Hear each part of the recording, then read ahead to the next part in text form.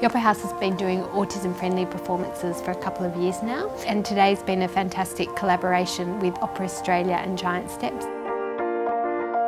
So we have been talking about this for the last 5 or 6 months. A lot of work has had to go into preparing the students, from the sensory toys we need to buy and purchase through to the types of modifications we have to make to the theatre environment, training in front of house staff, and then really understanding all the preparation work that goes into making these performances from the perspective of the school. The school came out to meet their seat, if you like, and visit the Joan Sutherland Theatre. That was a process of getting them familiar with this sort of big hall. You know, there are times when their anxiety is so high that they can't even move from one side of the room to another. So it was a long process in working through the logistical implications of putting together something of this nature.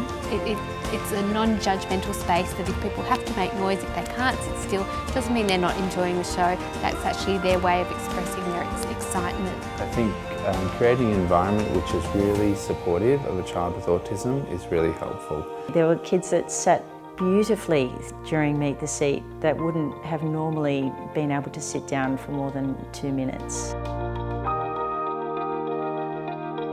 We had the performers come to Giant Steps, which is brilliant. The children had more of a sensory experience, so we had a lot of children that were going up to the performers and touching the skirt and looking underneath and seeing how many layers. We know that Evie loves this kind of, she loves music and she loves performance, and it reaches into her and creates a common bond of communication.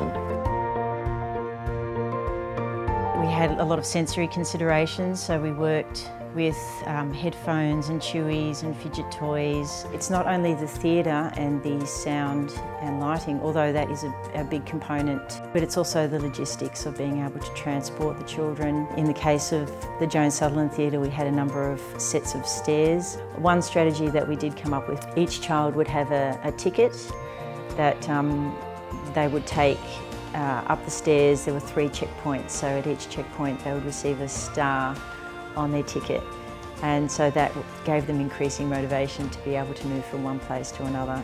That worked particularly well, and we know that that is a strategy that we can incorporate into the actual performance itself. I think with these experiences you have to go step by step, and today was a pilot, it was a rehearsal, a medley of songs, and we saw the results. It was a small excerpt from the production of The King and I. So when they came today, it was really an accumulation of all of that preparation. I personally think that it went very, very well. I think not only the teachers and the crew and the cast were very smiley, but I think also the kids were very happy to sit through the short performance and enjoy the music. It has completely dominated all of her imagination. She is so excited by everything. And when she gets at home, she pulls out her iPad and she looks at things from The King and I, and she sings the King and I songs. I think that what we're doing is quite groundbreaking. This particular model can be utilised by other families who are experiencing the same challenges.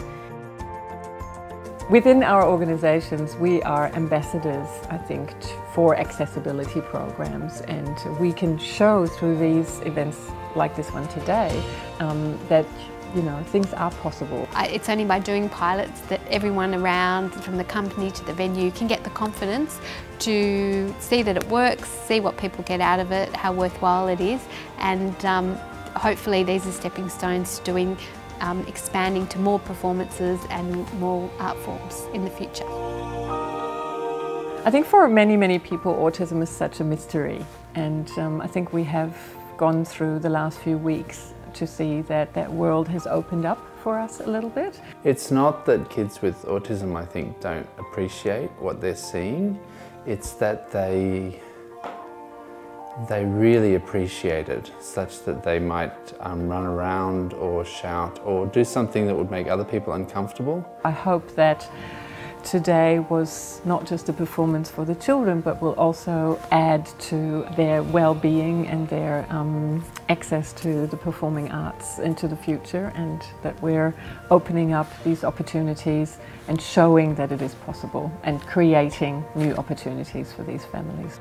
They go home, they've got their little tickets now with the stars on them, they can take them home to their families. This sort of experience really matters. I think it bonds you together, and it teaches and shows a child with autism that playing with other people, even if they're adults, is fun, and that interacting with others is fun. And if you can find a way in there, then it becomes normal and it becomes something that they look forward to.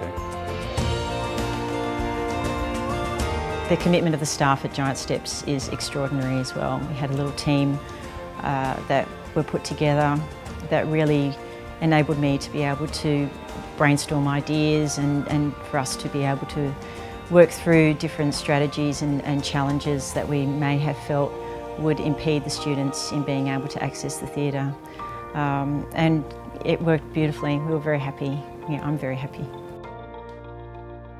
Along the way, we have all learned an incredible amount and gained insight into how our three different companies and organisations work as well.